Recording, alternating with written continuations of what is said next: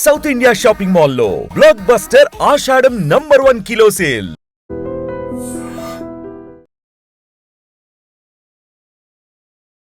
Virgin Boys producer Raja Darapaneni గురించి ఇప్పుడు ఆయన ఇండస్ట్రీలో హాట్ టాపిక్. ఆడేవాడు పొలసక్కవాడంట, ఆడికి 2 టమాటాలు లేవు కానీ వాడు 1 టమాటా రివ్యూ ఎలా ఇస్తాడు? ఈ రోజు మిమ్మల్ని నేను ఇంటర్వ్యూకి పిలిచానంటే కారణం ఏంటంటే వర్జిన్ బాయ్స్ సక్సెస్ అవ్వడము, లేకపోతే వర్జిన్ బాయ్స్ స్క్రీన్లు పెరగడము, కలెక్షన్ బాగుండము ఇది కాదు. నిజంగా ఆ పూల చొక్కా నవీన్ అనే వ్యక్తి మిమ్మల్ని రివ్యూ ఇవ్వడానికి 40,000 కావాలని మిమ్మల్ని అప్రోచ్ అయ్యాడా? సో నా దృష్టికి వచ్చింది, నేను క్షమించడానికి నేరంలాగా దీన్ని పరిగణించా. నేను డబ్బులు ఇవ్వడానికి నాకు ఇబ్బంది కాదు. మీ దగ్గర ఉన్న ప్రూఫ్స్ ఉన్నాయా? ఉన్నాయి. ఆ సినిమా చూసిన వ్యక్తి ఆ సినిమా బాగుంది బాగలేదు అని చెప్పే రైట్ తనకు లేదా? బాడీ షేమ్ చేస్తే సివియర్ కేసు లోపల వేయటం. అట్లా ప్రతిదానికి ఒక పద్ధతి ఉంటుంది. ఫ్రీడమ్ ఆఫ్ స్పీచ్ ఉంది కదా అని ఇష్టం వచ్చిన మాట్లాడితే కుదరదు. ముందే చెప్పేసి వెళ్ళొద్దని నువ్వు విషం నింపుతున్నావు వాళ్ళ మనసుల్లో. ఈ నవీన్ అనే వ్యక్తి ఉన్నాడు, అతను ఇచ్చిన రివ్యూ మీద మీ అబ్జెక్షన్ ఏంటంటే అతను చెప్పిన విధానం బాగలేదు అంతేనా? ఎస్, అది మీరు వినండి. అతను తీసి పాడేసినంత స్థాయిలో అయితే లేదు. అసలు ఎవరు మీరు, ఎక్కడి నుంచి వచ్చారు, అసలు ఇండస్ట్రీకి ఎందుకు వచ్చారు? సినిమా మేకింగ్లో ప్రాబ్లమ్స్ ఏం లేవు, సినిమా తయారైన కాడి నుంచే ప్రాబ్లమ్స్ ఉన్నాయి. అంటే లేదు సార్, నేను చెప్పడం ఏంటంటే మీ కామెంట్స్ కానీ మీ అప్రోచ్ కానీ రాంగ్ అని నేను అనట్లేదు. నేను ముందడుగు వేసాను, నేనేం తప్పు చెప్పట్లేదు. నేను చెప్పేదాన్ని కరెక్ట్, అందరికీ తెలుసు అది. అసలు ఏం సార్ మీ బ్యాక్గ్రౌండ్ ఏంది? నా బ్యాక్గ్రౌండ్ ఉండక్కర్లేదు సార్. సో మీరు పండిపోయారు, ఇంకా చెప్పాలంటే బాగా ముగిలిపోయారు.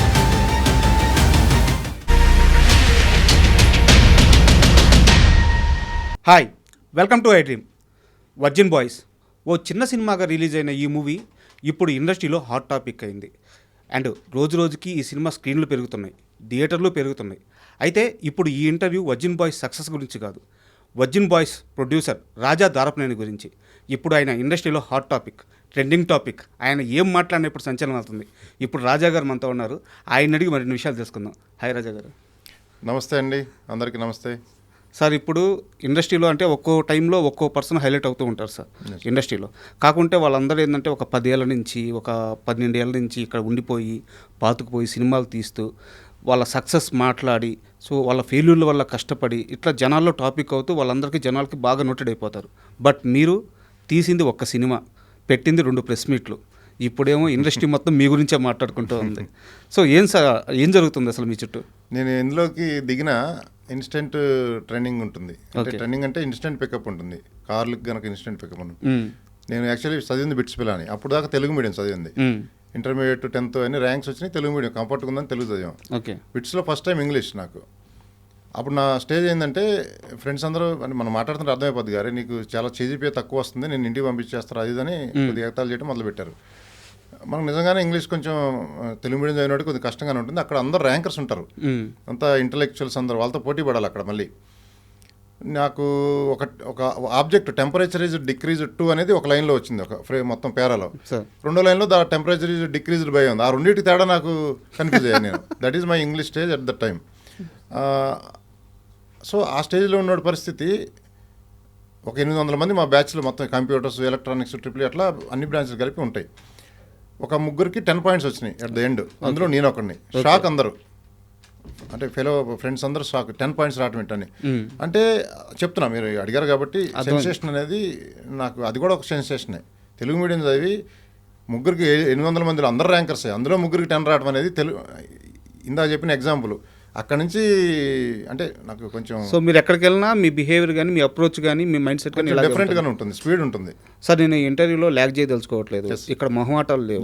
ఈ రోజు మిమ్మల్ని నేను ఇంటర్వ్యూకి పిలిచానంటే కారణం ఏంటంటే వర్జిన్ బాయ్స్ సక్సెస్ అవ్వడము, లేకపోతే వర్జిన్ బాయ్స్ స్క్రీన్లు పెరగడము, కలెక్షన్ బాగుండము ఇది కాదు. ఎందుకంటే ఇది ఆల్రెడీ జనాల్లోకి వెళ్ళిపోయింది, జనాలు చూస్తున్నారు.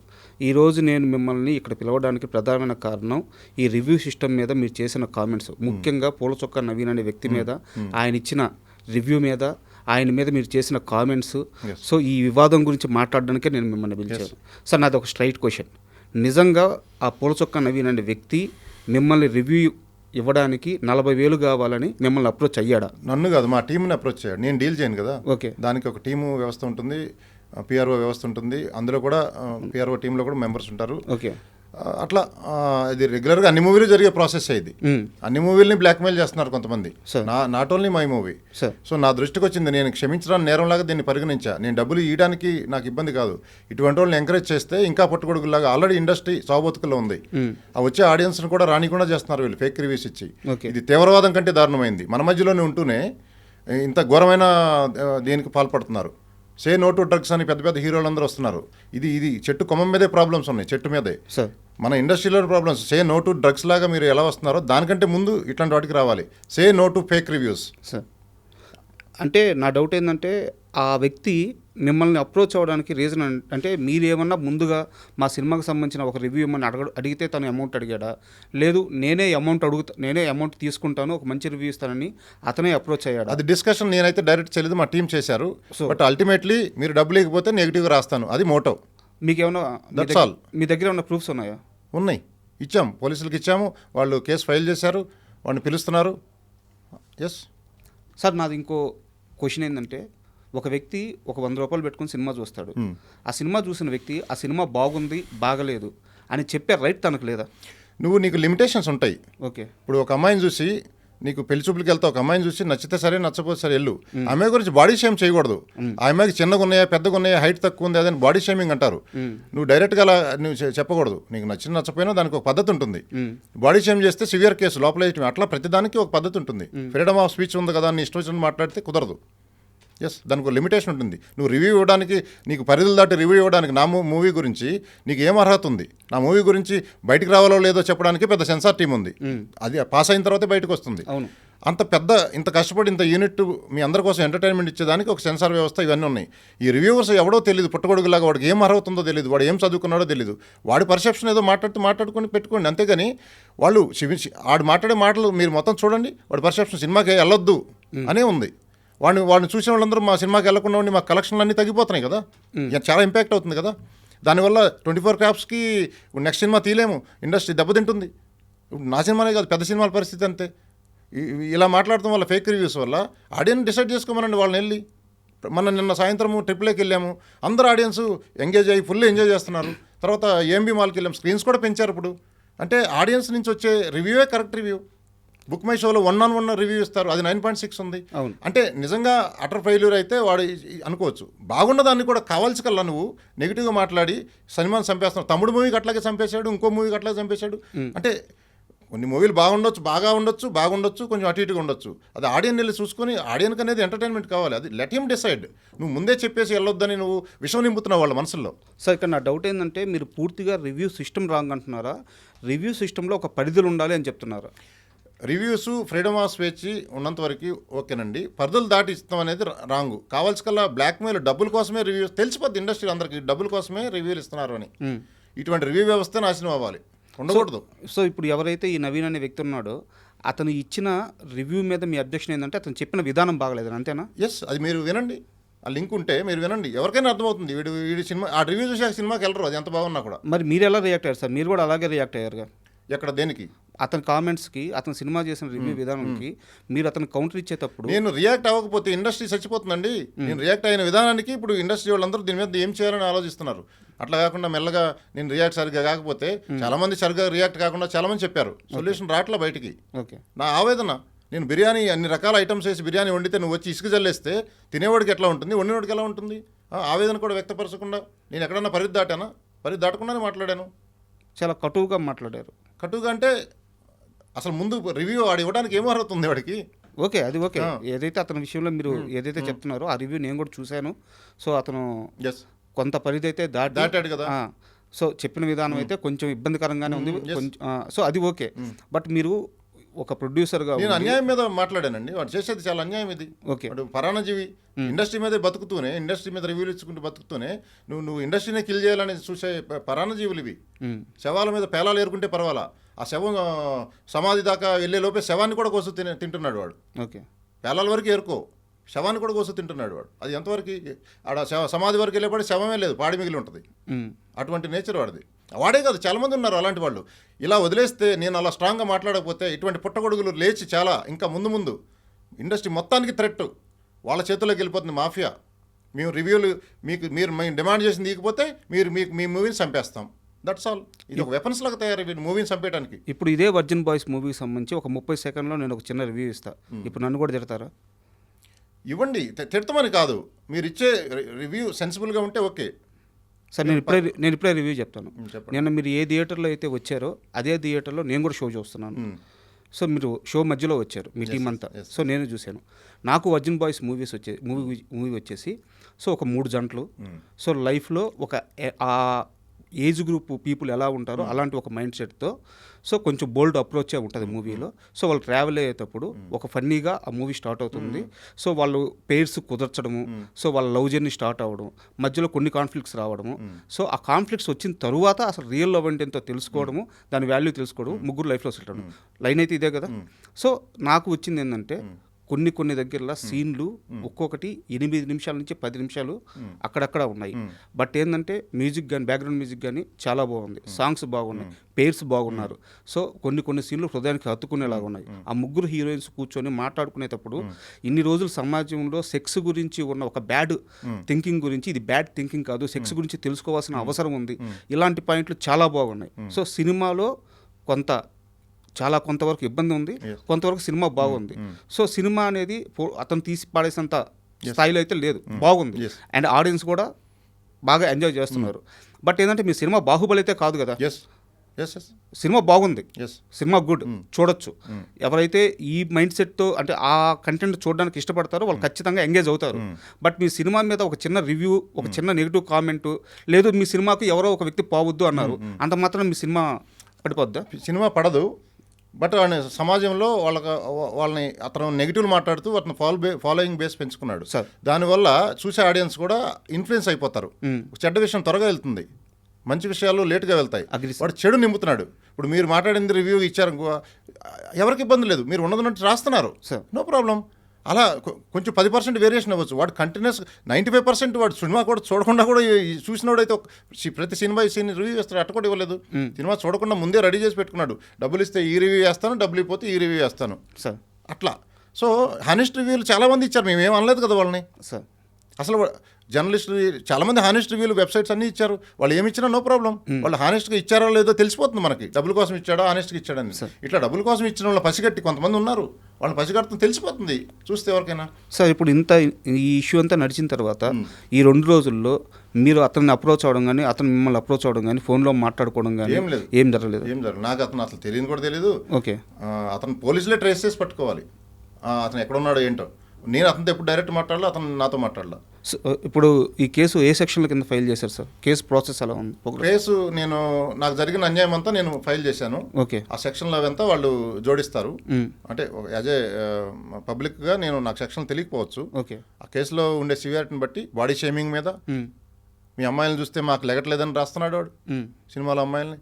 ఇంకా ఆ విధంగా డబ్బులు డిమాండ్ చేసేది, అది మేబీ డైరెక్ట్గా నాతో మాట్లాడి నాతోనే ప్రూఫ్లు ఉండకపోవచ్చు. బట్ ఎంటైర్ మొత్తం ఎపిసోడ్లో ఎస్టాబ్లిష్ అవుతుంది కేసుని పిన్ టు పిన్ ప్రూఫ్. నువ్వు ప్రతి కేసుని అలా డీల్ చేయగల మర్డర్ కేసు లాగా. బట్ ఓవరాల్ మోటో ఏంటనే తెలిసిపోతుంది. అది వాళ్ళు ఇన్వెస్టిగేషన్ చేయమని తెలుస్తుంది. ఇన్వెస్టిగేషన్ తెలిసిపోతుంది వాళ్ళకి. Not only my movie, other movies కూడా వీడియోస్ చూసి వాడి ఎంటైర్ మోటో ఏంటో తెలిసిపోతుంది. వాడు పర్వర్టెడ్ ఫెలో లాగా ఉన్నాడు. అంటే నేను వాడిని కమెంట్ చేయడం కాదు, వాడు సినిమా కూడా చూడకుండా ఎక్స్ట్రాక్ట్ చేద్దాం ప్రొడ్యూసర్ నుంచి డబ్బు అనే దాని మీదే ఉన్నాడు.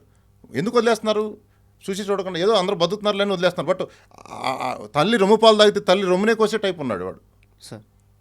అంత దారుణంగా ఉంది నేను చెప్పేది. అది ప్రోడక్ట్ అంతా ఒక పక్కన ఆడియన్స్ ఓటీటీలకు అలవాటు పడి సినిమా థియేటర్ రాని సమయంలో ఆ వచ్చే కొద్ది గొప్ప ఆడియన్స్ని వీళ్ళు కిల్ చేసేస్తే ఆడియన్స్కి వచ్చి ఎంటర్టైన్మెంట్ని చంపేస్తున్నాడు, ప్రొడ్యూసర్ని చంపేస్తున్నాడు. ఇండస్ట్రీ మొత్తం 24 hours అందరూ నాశనం అయిపోద్ది. అందరికీ లాసే కదా. నువ్వు ఇండస్ట్రీ మీద బతుకుతున్నావు కదా. ఇండస్ట్రీ అనేది it's not a small. Movie industry అందరికీ ఎంటర్టైన్మెంట్ ఇచ్చేది. ఎంటర్టైన్మెంట్ అనేది ప్రతి ఒక్కరికి కావాలి. ఎంతో కష్టపడి కోట్ల రూపాయలు పెట్టి ఒక పెద్ద టీము, పెద్ద సినిమాలు అయితే 2 ఏళ్ళు 3 ఏళ్ళు బాహుబలి లాంటివి ఎంతో కష్టపడి చూస్తే బాహుబలి కూడా రివ్యూకి వెయిట్ చేయాలి, చూసి వెళ్ళే పరిస్థితులు ఉన్నాయి. 2-3 రోజుల తర్వాత ఏం రివ్యూ ఇచ్చాడు, ఎవరికి ఇచ్చినా 5 లోపు రేటింగ్లు ఇస్తారు. వీళ్ళేదో జడ్జిల్లాగా వాడికి ఏం అర్హత ఉందని రేటింగ్లు ఇస్తారు. అసలు ఈ రేటింగ్ వ్యవస్థే మారాలండి. నీ ఒపీనియన్ నువ్వు అంతే. జస్ట్ నువ్వు సినిమాను కిల్ చేసే విధంగా రేటింగ్ ఇవ్వద్దు. There is a barrier. అది మాకు తెలిసిపోతుంది, ఎవరికైనా తెలుస్తుంది వీడు కావాల్సిన ఇచ్చాడా ఏమి ఇచ్చాడా అనేది. అది ఆడియన్స్ ట్రాప్లో పడుతున్నారు. ట్రాప్లో పడి దానివల్ల నా కలెక్షన్లు అన్ని తగ్గినాయి. 150,000 మంది వాడు వీడియో చూసి 150,000 మందిలో సగం మంది వెళ్ళినా నాకు ₹1 లాస్ వాడి వల్ల. ఇప్పుడు సార్ ఇంకా రేపు ఇంకెంతమంది చూస్తారో వాడి వీడియోలు. అంటే నా చిన్న మూవీ కోటికి వాడి వల్ల కోటి నాకు లాస్ అనుకోండి, పెద్ద మూవీలకి 10 కోట్లు రాసి ఉండొచ్చు. అది వైరల్ అయిపోయి ఇంకెక్కడెక్కడో సినిమా ఏం చూస్తాం రా వీడు రివ్యూ ఇచ్చాడు, వాడు ఇన్ఫ్లుయెన్స్ అవుతున్నాడు, ఇన్ఫ్లుయెన్స్ చేస్తున్నాడు సమాజాన్ని. ఓకే. సో వాళ్ళని పసిగట్టి దాన్ని స్టార్టింగ్లోనే అరికట్టకపోతే కారుకు 4 చక్రాలు ఉంటాయని చెప్పాను నేను. జ్యుడిషియల్, లెజిస్లేటివ్, ఎగ్జిక్యూటివ్ 3 చక్రాలు అయితే 4వ చక్రం జర్నలిజం. జర్నలిజంలో ఉండేవాళ్ళు అంత పెద్ద తప్పులు అయితే చేయట్లేదు. జర్నలిజం కాని వాళ్ళు జర్నలిస్ట్ ముసుగులో ఎక్కడో వెబ్సైట్ పెట్టుకొని యూట్యూబ్లు పెట్టుకొని under the umbrella of journalism కారుకు టైర్ పంచర్ వేస్తున్నారు. జర్నలిజం అనే టైర్కి, ఆ టైర్కి పంచర్ ఇప్పుడే ఆదిలోనే పంచర్ సరి చేయకపోతే కారు ముందుకెళ్తే టైర్ మొత్తం నలిగిపోతుంది, నాశనం అయిపోతుంది. సో అది ఆ పంచర్ ఇప్పుడే సరి చేసుకోండి అని చెప్తున్నాను. దాంట్లో అందరూ భాగస్వాములే, ప్రొడ్యూసర్లే కాదు, ప్రొడ్యూసర్లు, డైరెక్టర్లు, హీరోలు అందరూ కూర్చొని దీన్ని ఏం చేయాలి, అందరికీ దెబ్బ ఇది. మీరు ఒక్కడో మూవీ చూసారా మహేష్ బాబుది? చూశాను, ఇప్పుడు గుర్తులేదు సీన్లో, బట్ చూశాను. దాంట్లో భూమికని తీసుకెళ్ళిపోయేటప్పుడు ప్రకాష్ రాజ్ వచ్చేసి లారీలు వేసుకుని వచ్చి కారు దగ్గర, ఇంకా ఆ కారులో వాళ్ళు ఆగిపోతారు, వీళ్ళంతా లారీలు వేసుకొచ్చి సరౌండ్ చేస్తారనమాట. అప్పుడు ప్రకాష్ రాజ్ అడుగుతాడు, ఎవరురా నువ్వు సడన్గా వచ్చి ఇంత చేసి అమ్మాయిని తీసుకెళ్ళిపోతున్నావు అని. అట్టా ఎవరు సార్ మీరు అసలు? ఒక సినిమా తీశారు, 2 ప్రెస్ మీట్లు పెట్టారు, అందరికీ వాయిస్ చేస్తున్నారు, ఇండస్ట్రీలో ఉన్న సమస్యలు అన్నిటి మీద మాట్లాడుతున్నారు. మీ మూవీ రిలీజ్ కాకముందే మూవీ ఇండస్ట్రీలో ప్రొడ్యూసర్లకు ఉన్న సమస్యల గురించి, మహా అయితే ఇక్కడ మొత్తం టర్నోవర్ ఒక 10,000 కోట్లు, నిర్మాత ఒక్కడే ఎందుకు కష్టపడాలి, సో అందరినీ భాగస్వామ్యం చేద్దాం, ఈవెన్ ఆడియన్స్ని కూడా భాగస్వామ్యం చేద్దాం అంటున్నారు. నిర్మాత కష్టాల గురించి మాట్లాడుతున్నారు, హీరోయిన్లు ఆ యాక్టర్స్ యొక్క వాళ్ళ బాధ గురించి, వాళ్ళ పెయిన్ గురించి చెప్తున్నారు, సినిమా జర్నీ గురించి చెప్తున్నారు. ఈవెన్ నాకు తెలిసి ఇప్పుడు మీరు డిస్ట్రిబ్యూషన్లో కూడా భాగంగా పోతున్నారు అనుకుంటాను. ఈ సినిమాని సీడెడ్ మీరు డైరెక్ట్ డిస్ట్రిబ్యూట్ చేశారు. సో మొత్తం గెలికేస్తున్నారు. అసలు ఎవరు మీరు, ఎక్కడి నుంచి వచ్చారు, అసలు ఇండస్ట్రీకి ఎందుకు వచ్చారు? ఇండస్ట్రీకి ఎవరైనా రావచ్చు, అవును, ప్యాషన్తో రావాలి వచ్చేవాళ్ళు. డబ్బులు ఉన్నాయి కదా అని రాకూడదు. డబ్బులు పెట్టి నువ్వు ప్యాషన్గా నేర్చుకో. నువ్వు సినిమా తీయటం మొత్తం రిలీజ్ చేసి మళ్ళీ డబ్బులు రికవరీ చేసుకుని వచ్చేవరకు ఒక ఇంజనీరింగ్ చదివినంత సబ్జెక్ట్, దానికంటే ఒక డాక్టర్ మెడిసిన్ చదివినంత సబ్జెక్టు, ఒక ఎంటర్టైన్మెంట్ అనే కాలేజ్ పెడితే దాంట్లో నువ్వు ఫీజు కట్టి చదువుకున్నట్టు. నువ్వు పెట్టే 2 కోట్లు, 3 కోట్లు, 5 కోట్లు, 100 కోట్లు ప్రొడ్యూసర్ పోయిందంటే ఆ పోయిన డబ్బులతో ఇంత నేర్చుకున్నాడని అర్థం. ఆ కనీసం నేర్చుకునే నీ దగ్గర అవగాహన నేర్చుకోవడానికన్నా రెడీగా ఉండు. మీరు ఎక్కడ నేర్చుకుంటున్నారు? అందరికీ నేర్పిస్తున్నారు. నేర్పించడం కాదు, నాకు ఒక్క సినిమాకి నాకు వచ్చిన నాకు అందులో ఆటుపోట్లు, లోపాలు, ఎక్కడ ప్రాబ్లమ్స్ ఉన్నాయి, ఎందుకు నేను అడ్రస్ చేయకూడదు? దానికి 10 సినిమాలు తీయాల్సిన అవసరం లేదు. కరెక్ట్గా ఇన్వాల్వ్ అయితే ఒక సినిమాలో తెలిసిపోతాయి. సినిమా మేకింగ్లో ప్రాబ్లమ్స్ ఏం లేవు, సినిమా తయారైన కాడి నుంచే ప్రాబ్లమ్స్ ఉన్నాయి. అంటే లేదు సార్, నేను చెప్పడం ఏంటంటే మీ కామెంట్స్ కానీ మీ అప్రోచ్ కానీ రాంగ్ అని నేను అనట్లేదు. యాక్చువల్గా ఇప్పుడు ఇండస్ట్రీలో ఉన్న సమస్యలు ఇవన్నీ. బట్ ఏంటంటే నా డౌట్ ఏంటంటే పెద్ద నిర్మాతలు కూడా చాలామంది ఓపెన్ అవ్వలేక ఒక భయంతో కానీ లేకుంటే మనకెందుకులే అనుకొని వెళ్తున్న క్రమంలో మీరు మీ వాయిస్ రేజ్ చేస్తారు. ఎవడో కూడా ముందు అడిగేయాలి కదా సార్. నేను వేసాను, I'm ready, I'm daring person. అసలు ఏం సార్ మీ బ్యాక్గ్రౌండ్ ఏంది? నా బ్యాక్గ్రౌండ్ ఉండక్కర్లేదు సార్. లేదు సార్, అంటే ఎక్కడి నుంచి వచ్చారు? మాది అగ్రికల్చర్ ఫ్యామిలీ. నేను కృష్ణా జిల్లా అగ్రికల్చర్ ఫ్యామిలీ. ఓకే. తర్వాత నేను 7th క్లాస్ నుంచి బయటకి వెళ్ళిపోయాను. ఓకే. బ్యాక్గ్రౌండ్ ఇప్పుడు నీకు మోడీ వాళ్ళ ఏం బ్యాక్గ్రౌండ్? చాయ్ వాళ్ళ మోడీ. అట్లా ప్రతి ఒక్కరికి బ్యాక్గ్రౌండ్ ఉండక్కర్లా, ఎక్కడికో వెళ్ళిపోతుంటారు. కామన్ సెన్స్తో కాదు, బ్యాక్గ్రౌండ్ ఉన్న వాళ్ళు అందరూ మాట్లాడతారా? ఎందుకు అబద్ధాలు చెప్తున్నారు? దేనికి సార్? మీ బ్యాక్గ్రౌండ్ నేను కనుక్కున్నాను, చెప్పండి. ఇప్పుడు సెంట్రల్లో ఉన్న ఎంపీలు కానీ మినిస్టర్స్ కానీ వాళ్ళలో చాలామంది మీతో డైరెక్ట్ ఒక్క ఫోన్ కాల్తో మీరు అప్రోచ్ అవ్వగలరు. మీకు real estate business. So background లేదంటారు ఏంది? ఇది చాలా పెద్ద తలకాయ. ఇది నేను పుట్టుకతో బ్యాక్గ్రౌండ్ లేదు నాకు. ఓకే. నేను కాలక్రమేణా నేను ఎదుగుతుంటే, నేను పర్సనల్గా ఇంటరాక్ట్ అయినప్పుడు మనుషులు నచ్చితే వదలరు, అట్లా నన్ను వదలరు ఎవరు. ఇప్పుడు ట్రాన్స్పరెన్సీ ఉండి ఒక లవ్ అండ్ ఎఫెక్షన్ ఉండే మనిషిని ఎవరు వదలరు సార్. అంటే ఆ నేచర్కి ఇష్టపడతారు. ఫస్ట్ నా నేచర్కి ఇష్టపడతారు అందరూ, తర్వాత ఇంకా మిగతాది. సో అట్లా నాకు బేస్ బిల్డ్ అయింది అంతే. సో నన్ను ఒకసారి పరిచయం అయితే మీరు కూడా నన్ను మర్చిపోరు, ఇంకా విల్ బికమ్ ఫ్రెండ్. సో నేను నిన్న రాత్రి నుంచే మర్చిపోలేకపోతున్నాను. సో మంచి విషయాలు చెప్పడానికి బ్యాక్గ్రౌండ్ అక్కర్లా, నీకు అవగాహన ఉండి దాన్ని సరిగ్గా నువ్వు అడ్రస్ చేయగలిగితే చాలు. నేను చేయడానికి రెడీగా ఉన్నాను. సార్ మీ అప్రోచ్ చూస్తుంటే అండ్ మీ మైండ్ సెట్ కానీ మీ థింకింగ్ లెవెల్ కానీ చూస్తుంటే, సో ఖచ్చితంగా మీరు అంత అమాయకుడు అయితే కాదు. ₹1 డబ్బులు మీరు పెడుతున్నారంటే ఖచ్చితంగా ఆ రూపాయి తెచ్చుకునే మనిషి. ఇక్కడ నా డౌట్ ఏంటంటే, సినిమా ఇండస్ట్రీలోకి రాకముందు నాకు తెలిసి మీ లైఫ్ చాలా ప్రశాంతంగా ఉంది, వెల్ సెటిల్డ్.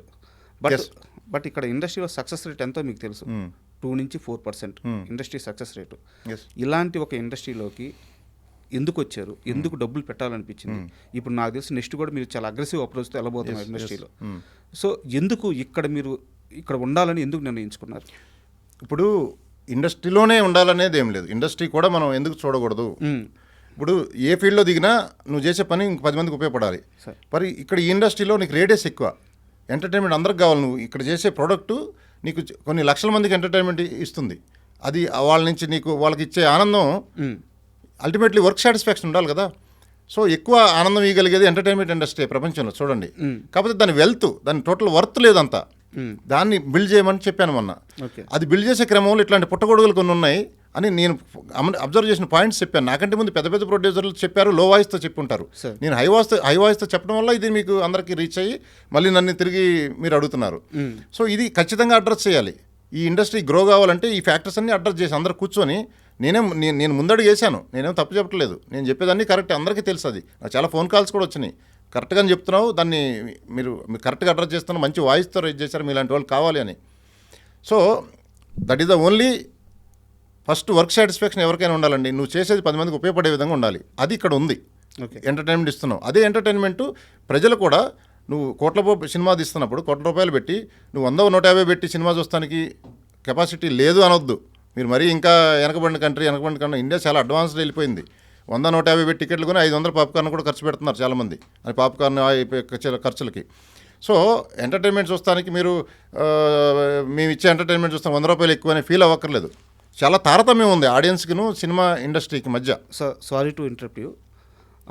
ఇప్పుడు మీరు ఆడియన్స్ గురించి ఒక మాట అన్నారు సార్. నేను మాట చెప్పానా, జనాలకి థియేటర్కి రావడానికి డబ్బులు ఖర్చు అవ్వట్లేదు సార్, థియేటర్కి వచ్చిన తర్వాత ఖర్చు అవుతున్నాయి. అంటే టికెట్కి మీరు చెప్పినట్టు టికెట్ కాస్ట్ పెట్టుకొని సినిమాకి రావడానికి మాకు ఎవ్వరికి ఇబ్బంది లేదు, మేము వస్తాం. కరెక్ట్. ఒక్కసారి సినిమాకి టికెట్ కొనుక్కొని సినిమాకి వచ్చిన తర్వాత అక్కడ పాప్కార్న్ రేట్ ఎంత సార్? 400. కూల్ డ్రింక్ రేట్ ఎంత సార్? 200. అక్కడ ఏమన్నా చిన్న ఒక వస్తువు కొనుక్కొని, ఒక చాక్లెట్, ఒక వాటర్ బాటిల్ కొనుక్కోవాలంటే 90 రూపాయలు, 100 రూపాయలు. సార్ భార్య బిడ్డను తీసుకెళ్ళి అంత పెద్ద మాల్లో, అంత పెద్ద థియేటర్లో కూర్చున్న తర్వాత నా భార్య కానీ నా బిడ్డ కానీ నాకు అది కొని అన్నప్పుడు 10 మందిలో వాళ్ళని అక్కడ హాల్లో నుంచి బయటికి తీసుకురాకుండా అక్కడే కూర్చోబెట్టేసి నేను బయటికి రాలేను కదా కరెక్ట్, నా భార్య బిడ్డ ముందు. సో వాళ్ళు నేను థియేటర్కి తీసుకెళ్ళిన తర్వాత నేను ఒక 2000 ఖర్చు చేయాల్సి వస్తుంది కదా. అది సార్ సమస్య. సినిమా టికెట్ రేట్లు కొనడానికి ఆడియన్స్ అందరూ రెడీగా ఉన్నారు. సమస్య ఎక్కడైందంటే సినిమాకి వెళ్ళిన తర్వాత ఆ 2 hours 3 hours అయ్యే ఖర్చు కోసం భయపడుతున్నారు. సో మీరు ఇన్ని ఇండస్ట్రీలో ఉన్న ఇన్ని సమస్యల మీద వాయిస్ రేజ్ చేశారు, దీని మీద కూడా రేజ్ చేయండి. ఇప్పుడు మల్టీప్లెక్స్కి వెళ్ళినప్పుడు మీరు అడిగిన క్వశ్చన్లో అర్థం ఉంది. మల్టీప్లెక్స్లో ఖచ్చితంగా ఈ అన్నిటి రేట్లు ఎక్కువ ఉన్నాయి. అంటే ఒక పాప్కార్న్ వాల్యూ చేయదు ఆ సినిమా. ఇప్పుడు చేయట్లేదు కదా సార్. అదే కదా చేస్తున్నారు. 150 రూపీస్ టికెట్ ఉంటే మిగతా ఖర్చులన్నీ ఒక్కొక్క ఐటమ్ 500 అంటే 500-600 అవుతుంది. అవును. అంటే ఆడియన్ను ఈ 150 రూపీస్కి రాకపోవడానికి అదే పెద్ద one of the main reason అది. దాన్ని కూడా కరెక్ట్గా అడ్రస్ చేయాలి. గవర్నమెంట్తో మాట్లాడి ఈ ఇండస్ట్రీ గ్రో అవ్వాలంటే మేబీ దాని రేట్లు తగ్గించడమో, లేకపోతే అక్కడ పాప్కార్న్ పెట్టే వాళ్ళకి గవర్నమెంట్ నుంచి సబ్సిడీ కొంత ఇవ్వడమో, ఏదో ఒకటి ఒక ఫార్మాట్ ఆలోచిస్తే వస్తుంది ఆన్సర్ దానికి. అంటే నేను ఆ క్వశ్చన్ అడగడానికి కారణం ఇదే సార్. ఎందుకంటే మీరు అన్నిటి మీద క్వశ్చన్ రేజ్ చేస్తున్నప్పుడు కరెక్ట్ అది కరెక్ట్. అది సింగిల్ స్క్రీన్స్లో ఎలా ఉన్నాయనేది నాకు తెలియదు రేట్లు, బట్ మల్టీప్లెక్స్లో అయితే ఈ ప్రాబ్లం ఉంది. నేనే ఫేస్ చేశానండి ప్రొడ్యూసర్ని. నేనే వాటర్ బాటిల్ కొనడానికి వెనక ముందు ఆలోచించేవాడిని. ఓకే, ఇంకా సామాన్య పరిస్థితి. చిన్న బాటిల్ ఉందా అంటాను, ఇంకొంచెం 2 గుట్టలే తాగడానికి, లేదని పెద్ద బాటిలే అమ్ముతాడు వాడు. ఇది మాఫియా అక్కడ కూడా తయారైంది. ఓకే, చిన్న బాటిల్ ఇప్పుడు అది మళ్ళీ థియేటర్లో తీసుకెళ్ళొచ్చు, లేదో అసలు నీళ్ళు కొంచెం తాగాలి, చిన్న బాటిల్స్ పెట్టుకోవచ్చు కదా. సో ప్రతి చోట దోచుకోవాలని ఉన్నారు, బట్ సినిమా రేట్ కంటే అవే ఎక్కువ ఉన్నాయి. అంటే పాప్కార్న్ వాల్యూ చేయట్లేదు సినిమా. బాహుబలి అయినా అంతే, ఏదైనా అంతే, 2 గంటల ఎంటర్టైన్మెంట్ ఇస్తున్నాం. అది ఎప్పటికీ ఉంటుంది. అది ఒక మెమరీ. సినిమా అనేది ఒక లైబ్రరీలో బుక్ లాంటిది. అది మళ్ళీ చూడు ఓటీటీలో లైబ్రరీలో బుక్ నచ్చితే మళ్ళీ ఇంకోసారి చదువుకో. ఓటీటీకి ఇక్కడ చూస్తానికి తేడా ఉంది. వేడివేడిగా బిర్యానీ వండితే అక్కడే తింటే ఎలా ఉంటుంది, 2 రోజులు ఫ్రిడ్జ్లో పెట్టుకొని వేడి చేసి తింటే ఎలా ఉంటుంది, అది ఓటీటీ. ఇది వేడివేడిగా తింటున్నట్టు. దీని ఎక్స్పీరియన్సే వేరు. ఆ ఎక్స్పీరియన్స్ని ఎంజాయ్ చేస్తే అదొక కిక్కు. దానికేం ట్యాబ్లెట్ లేదు కదా ఆ కిక్ రావడానికి. ఎంటర్టైన్మెంట్ చేసి నవ్వుకోవడానికి ట్యాబ్లెట్లు ఏం లేవు కదా, ఏం కనిపెట్టలేదు కదా, 100 కోట్ల మెడికల్ కంపెనీలు ఉన్నాయి. సో ఇటువంటి ఎంటర్టైన్మెంట్ ట్యాబ్లెట్ ఇచ్చేదే ఈ సినిమా ఇండస్ట్రీ, ఈ సినిమా అనేది. సో ఆ సినిమా 1-2 గంటలు ఒక ట్యాబ్లెట్ వేసుకుంటే వాడికి ఫుల్ జోష్ వచ్చేస్తుంది. మన ఒరిజినల్ వాయిస్ కూడా అంతే. ఈవెన్ యంగ్స్టర్స్ లేకపోతే పెద్దవాళ్ళు చూడండి, వాడు డల్గా ఉండేవాడు కూడా హుషారు అయిపోతాడు. ఒక్కటిసారి పాజిటివ్ దృక్పథంతో చూడాలి. ఏదైనా పాజిటివ్ దృక్పథం చూస్తే అన్ని సొల్యూషన్ దొరుకుతుంది ప్రతిదానికి. మీరు బాగా గట్టిగా వాడుతున్నట్టున్నారు. అంతే సార్, 2 కులాలు మతాలు ప్రపంచంలో, పాజిటివ్ పీపుల్, నెగిటివ్ పీపుల్. నేను మాట్లాడుతుంటే ఏదో యోగా గురువు అనుకుంటారు, అవన్నీ కాదు. ప్రాక్టికల్గా మాట్లాడితే ఈ రెండిట్లో పడతారు ప్రతి ఒక్కళ్ళు.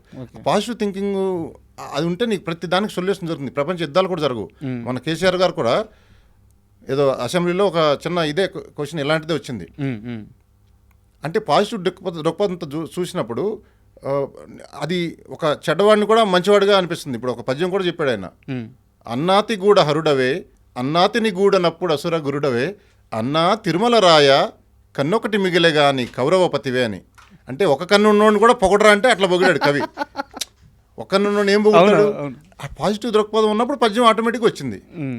అర్థమైంది కదా? పద్యం మీనింగ్ కావాలంటే మళ్ళీ చెప్తా, లేకపోతే కేసీఆర్ గారిది వీడియో ఎత్తి దొరుకుద్ది దాని మీనింగ్ ఏంటనేది. అదిరిపోద్ది. ఆయన మహా చమత్కారాలు వేస్తాడు. ఆయన ఎక్స్పీరియన్స్కి ఇలాంటి పద్యాలు చాలా వస్తాయి ఆయనకి. నెక్స్ట్ ఏం సార్, డైరెక్షన్ చేయబోతున్నారా? డైరెక్షన్ నాకేం డైరెక్షన్ చేయాలని ఐడియా లేదు. దానికి డైరెక్టర్లు ఉన్నారు, మనం కూడా వాళ్ళది కూడా మనం లాగేసుకుంటే ఎట్లా? ఎవడు చేసే పని వాడు చేస్తే బెటర్. నాకు మీ ఫ్లో చూస్తే లాగేసుకునే తట్టే కనిపిస్తుంది. ఏం లేదు, తెలీదు. ఫ్యూచర్లో చేస్తే చేయొచ్చు. అది పెద్ద నేర్చుకొని చేయడం అది పెద్ద విషయం కాదు. ఇంత నేర్చుకునే వాళ్ళు ఎవ్రీథింగ్ ఈజ్ లెర్నింగ్. అది కూడా స్కిల్ అది సార్. ఇప్పుడు ఒక 3 days నుంచి మీరు ఇండస్ట్రీలో ఉన్న ఇన్ని సమస్యల మీద వాయిస్ రైజ్ చేసినప్పుడు ఇండస్ట్రీ నుంచి మీకు ఎలాంటి సపోర్ట్ వచ్చింది సార్? ఇండస్ట్రీ నుంచి నో నెగిటివ్ సపోర్ట్, అంత పాజిటివ్గానే ఉంది. ఓకే. బట్ మెల్లమెల్లగా నాతో మాట్లాడుతున్నారు కొంతమంది. అందరికి నేనంటే తెలియకపోవచ్చు, నెంబర్ లేకపోవచ్చు, బట్ అందరికీ తెలుసు ఈ మాట్లాడేదంతా కరెక్ట్గా ఉంది. ప్రొడ్యూసర్ కౌన్సిల్లో కానీ కలిసిన వాళ్ళు కానీ వాళ్ళు అసలు మీలాంటి వాళ్ళు కావాలి ఇండస్ట్రీకి, ఇంకా అందరూ ఈ మోడ్లోకి రావాలి. అందరూ అనుకుంటున్నారు కానీ మాట్లాడలేకపోతున్నారు బయట. కొంతమంది మాట్లాడుతున్నారు, అక్కడితో అయిపోతుంది. దాని మీద సరైన యాక్షన్స్ తీసుకోవట్లేదు. ఇవన్నిటికీ మనం ఎవడొకటి ముందడుగు వేయాలి. నేను చిన్న ప్రొడ్యూసర్ పెద్ద ప్రొడ్యూసర్ అని కాదు, ఒక ఇష్యూని అడ్రస్ చేయడానికి కామన్ సెన్స్తో మాట్లాడుతున్నాను. నేను దిల్ రాజు గారిని కలిసే ఆలోచన ఉందా? దిల్ రాజు గారిని నేను మూవీకి ముందు కలిశాను. ఓకే. అంటే మామూలుగా నాకు ఆయన పరిచయం, మామూలుగా ఆయన సజెషన్ తీసుకోవడానికి వెళ్ళాను. ఆయన పాపం రోజు చెప్పేదే చెప్తున్నారు, ఇండస్ట్రీ పరిస్థితి బాగాలేదు రాజా, స్పీడ్గా వెళ్ళి గబగబా మూవీలు తీమాకు, కొంచెం మెల్లగా వెళ్ళు అని చెప్పారు నాకు. ఆ రోజే చెప్పారు. ఆయన చెప్పింది కరెక్టే 1000%. ఇండస్ట్రీ పరిస్థితి బాగాలేదు. ఏ యాంగిల్లో చూసినా ఇండస్ట్రీ పరిస్థితి అసలు బాగాలేదు. ఆఖరిలో రివ్యూవర్స్ కాడి నుంచి, మొదటి నుంచి బడ్జెట్లు పెంచడం కాడి నుంచి, హీరోల రెమ్యూనరేషన్ కాడి నుంచి అన్నీ సరవ్వాలి. మొత్తం ఒక ఫార్మాట్ అంతా మారిపోవాలి. సార్, ఇప్పుడు నాకు ఒక క్వశ్చన్. మీరు ఈ సినిమా రిలీజ్కి ముందు ప్రెస్ మీట్లో మాట్లాడుతూ తెలుగు సినిమా పరిస్థితి చాలా దారుణంగా ఉంది, ఇక్కడ మొత్తం టర్న్ ఓవర్ తిప్పి కొట్లు ఒక 10 కోట్లు కూడా లేదు, ఇక్కడ 10,000 కోట్లు కూడా లేదు, ఇక్కడ ఓన్లీ నిర్మాతను మాత్రమే ఎందుకు భాగస్వామ్యం చేయాలి, మిగతా అందరూ ఒక హీరో దగ్గర నుంచి ఈవెన్ ఒక ప్రేక్షకుడి నుంచి కూడా వాళ్ళందరూ భాగస్వామ్యం అయితే దీన్ని ఒక షేర్ మార్కెట్ లాగా చేసేస్తే అని చెప్పి ఒక మాట మీరు అన్నారు. నాకు కాస్త వివరంగా చెప్తారు అది? సార్, ప్రపంచంలో ఉండే టాప్ 1000 బిలియనర్స్ తీసుకోండి. ఓకే. ప్రతి ఒక్కరు షేర్ మార్కెట్లోకి వచ్చే బిలియనర్ అయ్యాడు. అందులో ఇన్వెస్ట్ చేసిన 90% అదొకండి. అందులో ఇన్వెస్ట్ చేసిన షేర్ హోల్డర్స్ వెల్త్ అంతా పెరిగింది. అవును. సో ఒక ఇండస్ట్రీ అంటే అది నా ఉద్దేశంలో. ఒక మనిషి మీద నడిచేది ఇండస్ట్రీ అన్న, నేను ఫుల్ ఫ్లెడ్జ్ ఇండస్ట్రీ కాదు. ఓకే. ఇప్పుడు ఏ కంపెనీ అని తీసుకోండి, అపోలో తీసుకోండి గ్రూపు, దివీస్ ల్యాబొరేటరీ తీసుకోండి, లేకపోతే ఇంకా ఏదైనా తీసుకోండి, ఏ కంపెనీ అయినా సరే స్టార్టింగ్లో వచ్చేది 500 కోట్లు 200 కోట్లతోనే వస్తారు. అవే 1,00,000 కోట్లు అయినాయి. స్విగ్గీ ఉంది, మా జూనియర్లు మాతో చదువుకున్న వాళ్ళు కదా, మా జూనియర్లు, స్విగ్గీ అనే కంపెనీ. అది చిన్న ఐడియా. దాని మార్కెట్లోకి వస్తే 1,00,000 కోట్ల మార్కెట్ క్యాప్ అది. అందరూ దాంట్లో ఇన్వెస్టిగేషన్లో వెళ్తూ మెల్లమెల్లగా పెరుగుతుంది. వాడు కంపెనీలో ఎంప్లాయ్మెంట్ పెరుగుతుంది. సో అన్నిటికంటే పెద్ద ఇండస్ట్రీ సినిమా ఇండస్ట్రీ. టెక్నికల్ మాట్లాడితే ఇక్కడ దుమ్మినా దగ్గినా ప్రపంచం మొత్తం తెలిసిపోతుంది నిమిషాల్లో. దీనికి ఉండే క్రేజ్ అటువంటిది. అన్నీ బాగున్నాయి కానీ వెల్త్ లేదు. ఒక్క ప్రొడ్యూసర్ మీద అందరూ కలిసి భారం అంటే అందరూ రెమ్యునరేషన్లు తీసుకునేదే. 24 క్రాప్స్ అందరికీ ప్రొడ్యూసర్ నుంచి డబ్బులు వెళ్ళాలి. అంతే. ప్రొడ్యూసర్ దగ్గర ఉండో లేకో అప్పులు తెచ్చో ఏదో చేస్తాడు ప్యాషన్తో. ఈ అందరూ తీసుకుంటారు హీరోల కాడ నుంచి, మళ్ళీ రిలీజ్ చేసి వీడు రిలీజ్ డిస్ట్రిబ్యూటర్లు ఎగ్జిబ్యూటర్ల నుంచి మళ్ళీ వాపసు వీడికి రావాలంటే ఒక పెద్ద బ్యాగ్లో ఒక లారీ డబ్బులు పారేసి ఒకేసారి మిగతా ఏరుకుంటున్న పరిస్థితి ప్రొడ్యూసర్ది. నేనేమన్నా ముందే ఏరుకో తర్వాత పారాయి అంటున్నా. అంటే మీరు చెప్పేది ఏంటంటే ఒక ప్రొడక్షన్కి అయ్యే కాస్ట్ మొత్తం పెట్టుకొని రెమ్యూనరేషన్స్ అందరూ భాగస్వామ్యం అయితే, రెమ్యూనరేషన్స్ అని కాదు. ఇప్పుడు ఒక ప్రోడక్ట్ చేయడానికి ఇప్పుడు నేను చెప్పిన కాన్సెప్ట్లో నీకు కంపెనీ పెట్టారు, ట్రస్ట్ ఉండే ఒక ఆర్గనైజేషన్ కంపెనీ పెట్టింది. ఇప్పుడు పెద్ద పెద్ద మూవీ ఇండస్ట్రీ అదే మన వాళ్ళు సంస్థలు నమ్మకం ఉంటుంది కదా.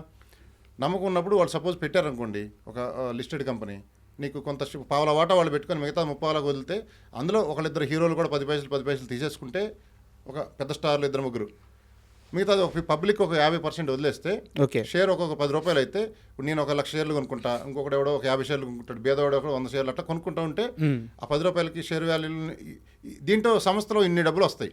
వచ్చినప్పుడు దాంతో నువ్వు చాలా సినిమాలు తీయొచ్చు, చాలా మందికి ఉపాధి కలుగుతుంది, కొత్త డైరెక్టర్లు వస్తారు, కొత్త ప్రొడ్యూసర్లు, కొత్త హీరోలు వస్తారు, కొత్త కెమెరామెన్లు వస్తారు, అంతా మొత్తం పెరిగి ఎంటర్టైన్మెంట్ అన్లిమిటెడ్ ఇస్తాం ఆడియన్స్కి. ప్లస్ ప్రొడ్యూసర్ మీద భారం ఎందుకు పడదంటే నువ్వు ఆడియన్స్ ఇన్వెస్ట్ చేస్తున్నారు ఇందులో. అవును, ఇన్వెస్ట్ చేసినప్పుడు వాడు టెక్నికల్గా ఏంటి వాళ్ళ వెల్త్ కూడా పెంచడానికి మనం ప్లాన్ చేసాం. అవును, నాట్ ఓన్లీ ఎంటర్టైన్మెంట్, నిన్ను కూడా భాగస్వామిగా చేసుకుని నీ వెల్త్ పెంచుతున్నాము. హీరోలు కూడా అదే ఆలోచించాలి, మీరే నా దేవుళ్ళు అని చెప్పేసి వెళ్ళిపోతే కాదు. ఒకసారి కొద్దిగా ఆలోచిస్తే మీ వెల్త్ కూడా పెంచడానికి మార్గాలు దొరుకుతాయి హీరోలకే. వాళ్ళకే ఎక్కువ, వాళ్ళు మాట్లాడిందే జనాల్లోకి ఎక్కువ వెళ్తుంది, వాళ్ళకి ఎక్కువ శక్తి వాళ్ళ దగ్గరే ఉంది. సో నేను చెప్పేది ఇంత నీకు మార్కెట్ క్యాప్ వచ్చి ఇంత డబ్బులు వచ్చినప్పుడు ఎక్కువ ప్రొడక్ట్స్ ఎక్కువ మూవీస్ చేయొచ్చు, అది జనాలకి ఎక్కువ ఎంటర్టైన్మెంట్ తీసుకెళ్ళచ్చు, జనాలే మోసుకెళ్తారు, వాళ్ళే ఇన్వెస్టర్లు కాబట్టి. బ్యాడ్ గుడ్ కంటెంట్ ఏముండదు. బఫేలో ఇన్ని ఐటమ్స్ ఉంటే ప్రతి ఐటమ్ తినగలిగిందే. ఒక్కొక్కటి బిర్యానీ నచ్చింది, ఒక్కొక్కటి కర్డ్ రైస్ నచ్చింది, దాని మీద వచ్చేసి రివ్యూవర్స్ ఇసుకు జల్లేస్తే ఎట్లా, ఎవడు తినలేకుండా. సార్ ఇప్పుడు ఈ ఒక్క సినిమాతో మీకు 10 సినిమాల ఎక్స్పీరియన్స్ వచ్చింది. Yes sir. సో మీరు పండిపోయారు, ఇంకా చెప్పాలంటే బాగా ముదిరిపోయారు. నెక్స్ట్ ఏంటి సార్? నెక్స్ట్ ఇంకా చాలా స్క్రిప్ట్స్ వస్తున్నాయి. వర్జిన్ గర్ల్స్ అని ఒక టైటిల్ అనుకుంటున్నాను. ఓ ఇంకోటి ఉందా? ఎస్.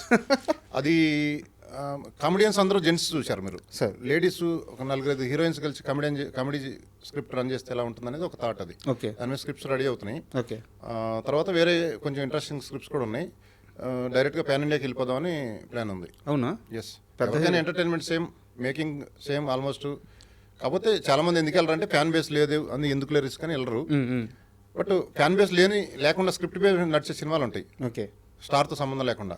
అట్లాంటివి వెళ్ళొచ్చు, ఫ్యాన్ బేస్ పెట్టుకొని కూడా వెళ్ళొచ్చు. బట్ కంటెంట్ బాగుంటే ఎక్కడికైనా వెళ్తుంది సార్. ప్రపంచంలో ఒక మూవీ అన్ని లాంగ్వేజ్లో, లాంగ్వేజ్కి సంబంధం లేదు మూవీకి. మూవీ ఒకటే లాంగ్వేజ్తో సంబంధం లేకుండా ఆడియన్స్ ఎంజాయ్ చేసేది. సో ఇప్పుడు ఏ హీరోతో చేయాలనుకుంటున్నారు? మనం పెద్ద హీరోలతో ఇప్పుడు చేసే పరిస్థితి లేదు సార్. పెద్ద హీరోలు will make small heroes as a big heroes. అంటే నేను అడిగేది, ఒకవేళ ఛాన్స్ వస్తే ఏ హీరోతో మూవీ చేయడానికి బాగా ఇంట్రెస్ట్గా ఉన్నారు? డబ్బులు ఉండాలి కదా సార్. అంటే డబ్బులు ఉంటేనా సార్? నిజంగా నా దగ్గర డబ్బులు ఉంటే నేను హీరోలందరినీ భాగస్వామ్యం చేసుకుంటా, పెద్ద హీరోలని. ఓకే, సినిమాలో 50% మీరు ఇన్వెస్ట్ లాగా కొంత రెమ్యూనరేషన్ ఇచ్చి, ఫస్ట్ థింగ్. రెండోది వాళ్ళు కూడా ఆడియన్స్ని ఎంటర్టైన్మెంట్ ఇయటమే కాకుండా ఓవరాల్ వాళ్ళ వెల్త్ని పెంచే విధంగా ఒక ప్లాన్ తయారు చేసే విధంగా మనం ఒక ఫ్యామిలీ లాగా మేము చేస్తాం. ఓకే, అది మటుకు గ్యారంటీ. ఊరికే జస్ట్ లైక్ రెగ్యులర్ ఫార్మాట్ అయితే చేసే క్వశ్చనే లేదు. సంథింగ్ డిఫరెంటే ఉంటుంది మనం దిగామంటే. సార్ మీరు ఇంటర్వ్యూకి వస్తున్నారని తెలిసిన తర్వాత నేను కొంచెం మీ బ్యాక్గ్రౌండ్ చెక్ చేశాను అనమాట.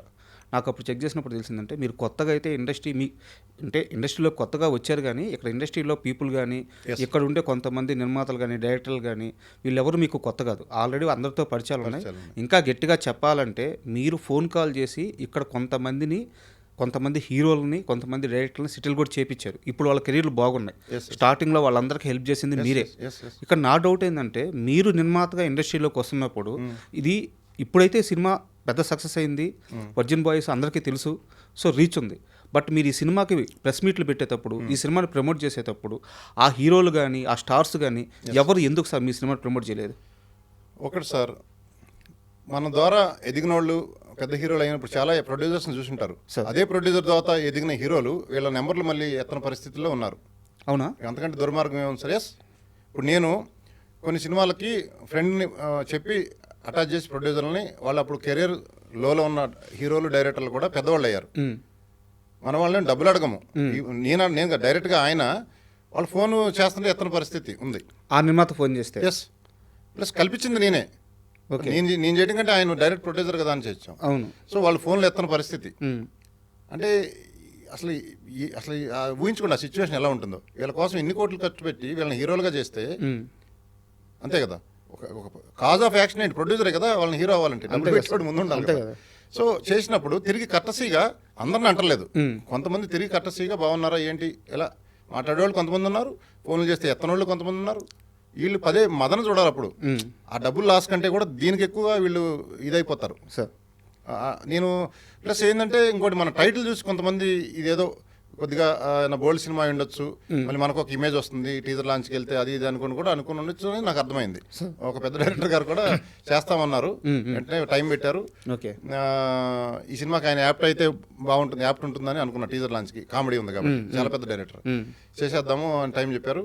తీరా టైటిల్ చూసిన తర్వాత అయ్యా ఈ టైటిల్ ఏమనుకోవద్దు, నాకు సినిమాలు ఇట్లాంటి కామెడీ ఇంట్రెస్టే, కాకపోతే ఇప్పుడిప్పుడే వేరే ఇమేజ్ క్రియేట్ చేసుకున్నాను, మళ్ళీ అది మంచిగా అట్లీస్ట్ ఫోన్ చేసి చెప్పారు, we should respect that director. నాకు అర్థమైందిలే. So I really respect that director. Okay. నాకు ఆయన వచ్చి లాంచ్ చేసిన దానికంటే ఎక్కువ ఆనందంగా ఉంది ఆయన ఫోన్ చేసి ఆ మాట చెప్పడం వల్ల. అంటే నో ప్రాబ్లం, ఈ టైటిల్కి మేబీ అది ఒక్కొక్కరు పర్సెప్షన్, నో ప్రాబ్లం, దానికి ఇష్యూ కాదు. అట్లీస్ట్ ఆ కర్టసీ ఫోన్ చేసి ఇట్లా ఉంది పరిస్థితి ఇది అని చెప్తే అసలు అది నాకు జోష్ ఇచ్చింది. ఆయన కూడా ఫోన్ చేయకుండా ఉండుంటే నేను డల్గా ఉండేవాడినేమో. ఓకే. సో ఆ డైరెక్టర్ పేరు సమయం వచ్చినప్పుడు చెప్తాను, మీకు అర్థమైంది. ఓకే. సో ఉన్నారు చాలా మంచి టాపు, అంటే తిరిగి ఫోన్ కాల్ చేసి చెప్పే వాళ్ళు ఉన్నారు. అసలు అంతెందుకండి, చిన్న చిన్న మధ్యతరగతి మిడ్ సైజ్ హీరోలు కూడా పెద్ద హీరోలని ఫీల్ అయిపోయి వాళ్ళకి ఒక్క హిట్ లేకపోయినా కూడా పోజులు కొట్టే సందర్భాలు కూడా ఉన్నాయి. అది కూడా మారాలి దృక్పథం. మళ్ళీ వాళ్ళ మీద కూడా బ్యాటింగ్ స్టార్ట్ చేశారా? అట్లా బ్యాటింగ్ అని కాదు, నేను ఓవరాల్గా ఒక పాజిటివ్ దృక్పథంతో ఉంటే అందరికీ అన్నీ బాగుంటాయని చెప్తున్నాను. సార్ ఇక్కడ నా డౌట్ ఏంటంటే, సో ఈ హాఫ్ అన్ అవర్ నుంచి మిమ్మల్ని చూస్తున్నాను, మీతో మాట్లాడుతున్నాను. సో మీ మైండ్ సెట్ ఏందో నాకు అర్థమవుతూ ఉంది. మీరు సినిమాల్లోకి రావాలనుకుంటే, ఇక్కడ మీరు ప్రొడ్యూసర్గా స్టార్ట్ చేయాలనుకుంటే, ఇలాంటి కథతో కాకుండా, ఇలాంటి ఒక బోల్డ్ స్టోరీతో కాకుండా మీరు ఇంకో మంచి కథతో కూడా వచ్చి ఉండొచ్చు. ఎస్. అండ్ ఎందుకు ఆ ప్లాన్ చేయలేదు? దీంతోనే ఎందుకు వచ్చారు? వర్జిన్ బాయ్స్తోనే ఎందుకు వచ్చారు? నాకు ఫస్ట్ చెప్పింది నాకు వచ్చింది ఆ దృష్టికి ఆ కథ అప్పుడు ఓకే, నాకు నచ్చింది. ఇది సినిమా చూసిన తర్వాత అనుకుంటారు ప్రతి ఒక్కళ్ళు కనెక్ట్ అయ్యే మూవీ. ఆ కామెడీ కానీ, కాలేజీలో సీన్స్ కానీ, లవ్ కానీ ఓవరాల్గా నచ్చింది. ఏ మూవీలో తీసుకున్నా ఏదో ఒకటి ఉంటుంది, బట్ ఇది అన్నిటికంటే నాకు ఆ రోజు బెటర్ అనిపించింది డెఫినెట్లీ. ఓకే. ఇంకేముంటాయి జోనర్స్ చెప్పండి? కామెడీ, లవ్, ఇంకో నరుక్కోవడం, కొట్టుకోవడం, suspense thriller, murder mystery, technology based, ఎటు చూసినా కళాఖండాలు, ఈ 4-5 కదా జానర్స్. సో ఇది కామెడీ జానర్ అనేది, కామెడీ అంత ఈజీ కాదు. కామెడీ బండి చాడి అని నవ్వటం అంటే అన్నిటికంటే బిగ్గెస్ట్ టాస్క్ అది. అవును. ఇప్పుడు ఆహ్లాదంగా నవ్వుకోవటమే కావాలి. మా సినిమా చూసి పడుకుంటే ప్రశాంతంగా నిద్ర పట్టిద్ది. అదే నరుకుడు, రక్తం చూసి పడుకుంటే డిస్టర్బ్ నిద్ర వస్తుంది. నేనే ఎక్స్పీరియన్స్, నేనే ఫీల్ అయ్యా చాలాసార్లు. కొన్ని పెద్ద పెద్ద సినిమాలు నరుకుడు, కొట్టు అన్ని చూసిన తర్వాత సినిమా బాగానే ఉంటుంది థ్రిల్లు, బట్ నిద్ర ఎట్లా పోయామనే దాన్ని బట్టి కూడా కొలమానం ఉంటుంది. సార్ అంటే ఇది సినిమా కాబట్టి, ఒక మీడియం కాబట్టి, ఒక ఎంటర్టైన్మెంట్ చేయాలి కాబట్టి మీరు ఈ స్టోరీని ఎంచుకున్నారు కాబట్టి నేను ఇక్కడ మిమ్మల్ని ఎలాంటి తప్పు పట్టను. అండ్ మూవీ కూడా అడల్ట్ కామెడీ ఉన్నా దాన్ని క్లైమాక్స్కి వచ్చేలేకే దాని ఎమోషన్ వేరు, ఆ స్కేల్, ఆ రేంజ్ దాటిపోయింది మూవీ. సో వేరే స్థాయికి వెళ్ళిపోయి ఒక ఎమోషనల్ టచ్ అయితే చేసింది. సో ఇక్కడ నేను 100% మీతో ఏకీభవిస్తున్నాను. బట్ అంతే శాతం నేను మిమ్మల్ని విభేదించే ఒక ఇన్సిడెంట్ కూడా ఉంది. మీరు ప్రెస్ మీట్లో యాంకర్తో డ్యాన్స్ చేసిన తరువాత, సో డ్యాన్స్ చేయడం కూడా మీ పర్సనల్ చాయిస్, నేను దాన్ని కూడా తప్పు పట్టను. తర్వాత మీరు మాట్లాడేటప్పుడు కొన్ని స్టేట్మెంట్స్ చేశారు. భార్యతో సరైన సంసార జీవితం లేని ప్రతి భర్త వర్జిన్ బాయే. ఉదయం ఒక అమ్మాయి నచ్చొచ్చు, సాయంత్రం ఒక అమ్మాయి నచ్చొచ్చు. మీలాంటి స్థాయిలో ఉన్న ఒక వ్యక్తి, ఇంత ఆలోచన విధానం ఉన్న వ్యక్తి చేయాల్సిన కామెంట్స్ అవి.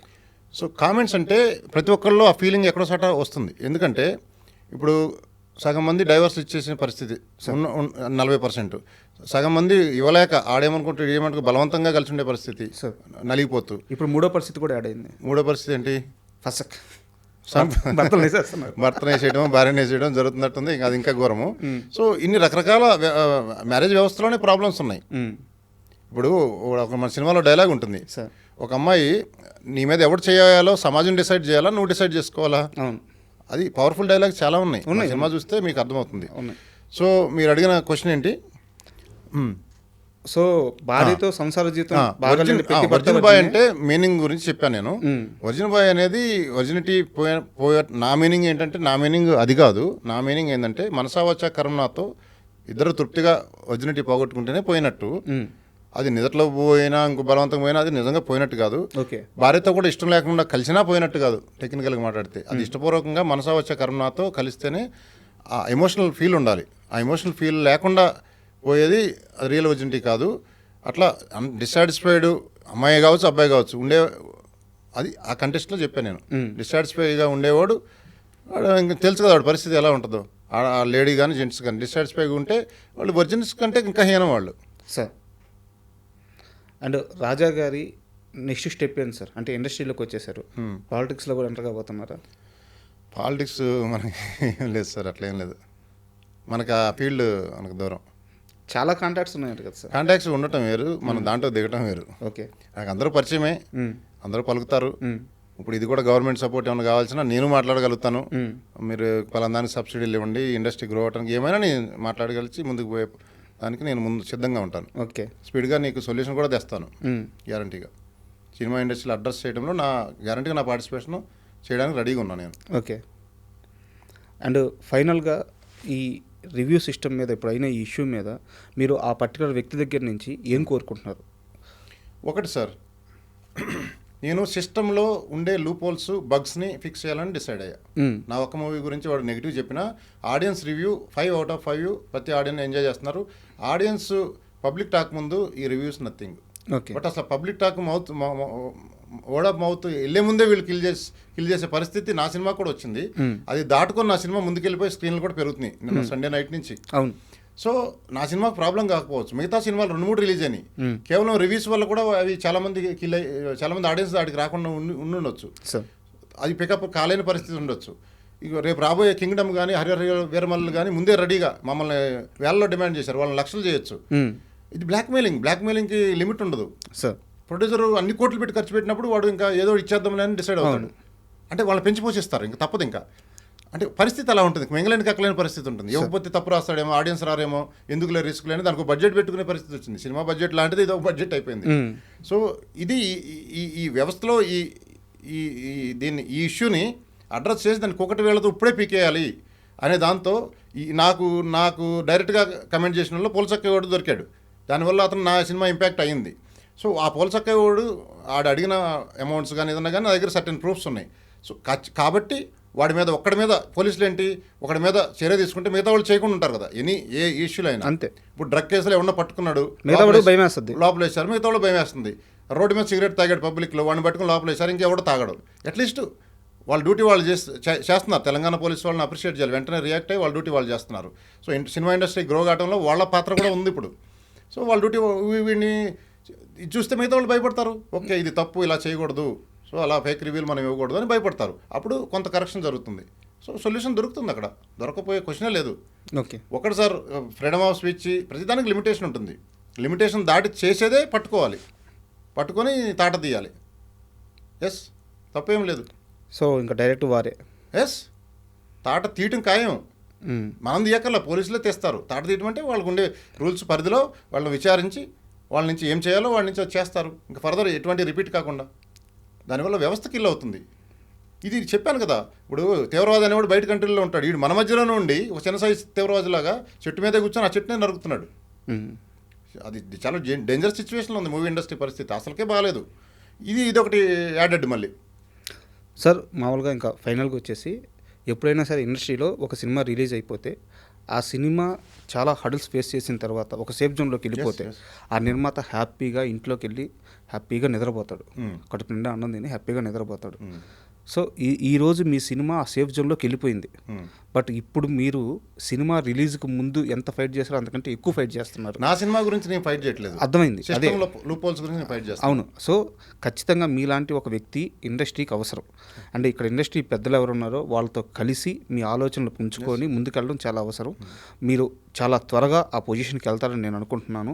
అండ్ మీ సేవలు ఇలాగే కంటిన్యూ చేస్తారని చెప్పి నేను అనుకుంటున్నాను. మీరు ఇలాగే ఇండస్ట్రీలో కంటిన్యూ అవుతూ రేపు మరో పెద్ద ప్రాజెక్ట్తో మరో పెద్ద సినిమా చేసిన తర్వాత అది సక్సెస్ అయిన తర్వాత మన ఇద్దరం మళ్ళీ ఇలాగే కూర్చొని ఓ మంచి ఇంటర్వ్యూ చేయాలని మనస్ఫూర్తిగా కోరుకుంటున్నాను. అండ్ మీ విలువైన సమయం మాకు ఇచ్చేందుకు చాలా థ్యాంక్ యూ సార్. చాలా థ్యాంక్ యూ. నేను ఇంకోటి కూడా చెప్పాలనుకుంటున్నాను, ఇదే ఎంటర్టైన్మెంట్ ఇండస్ట్రీ సరిగ్గా ఉంటేనే కదా మీరు కూడా ఇంటర్వ్యూలు చేయగలిగేది. అంతే కదా సార్. ఎంటర్టైన్మెంట్ ఇండస్ట్రీ కిల్ అయిపోతే మీరు కూడా సర్వైవ్ కాలేరు. ఖచ్చితంగా. వాడు ఫేక్ రివ్యూలు ఇచ్చేవాడు కూడా సర్వైవ్ కాలేడు, వాడు వచ్చేది అది కూడా వాడు చెప్తున్నా నేను. So thank you so much watch చేసిన వాళ్ళందరికీ. మీ ఐ డ్రీమ్ మీడియా నేను చూస్తుంటాను, చాలా నేర్చుకుంటాను కూడా మీరు చూసి. సార్ చాలా మందిని పిలిచి మాట్లాడుతుంటారు కదా, ప్రతి ఒక్కటి లెర్నింగ్ కర్వే, ప్రతిరోజు లెర్నింగ్ కర్వే. నేను మాట్లాడినవే కరెక్ట్ అంటలేదు, అందులో ఎంతో కొంత ఉంది, దాన్ని ఇంకా నేను కరెక్ట్ చేసుకుంటాను. తప్పులుంటే నేను మాట్లాడిన వాటిని వేరే వాళ్ళు తెలుసుకొని మొత్తం మీద ఒక ఇంప్లిమెంటేషన్ జరగాలి. నేను I'm ready for any good things. Sir thank you so much. Thank you sir.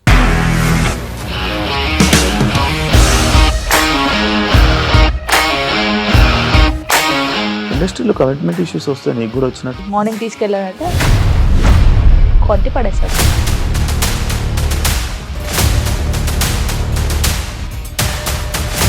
ఒక్కళ్ళు కూడా చూడలేదు ఈ సినిమా అని చెప్పడానికి కూడా చాలా ధైర్యం కావాలి. అది నిజం కదా, దాంట్లో ధైర్యం ఏంటి? ఇది నెక్స్ట్ డే ప్లేట్ మార్చేస్తే తప్పు కదా. As of now we are comfortable this అని నేను అనుకుంటున్నాను. రష్మిక గారిది మీది ఒకే ఊరు అంట కదా. నీకు కోపం వచ్చిందంటే బాగా తిట్టేత్తరా? తిట్టేద్దామండి. నిజంగా గేమ్ ని ఎలా చేంజ్ చేయగలిగారు? ఏపీఎస్ఎఫ్సి వాళ్ళకి 6 నెలల్లో నేను 6 లక్షలు కట్టా. బిజినెస్ చేయాలనుకుంటే it is as difficult as riding a tiger.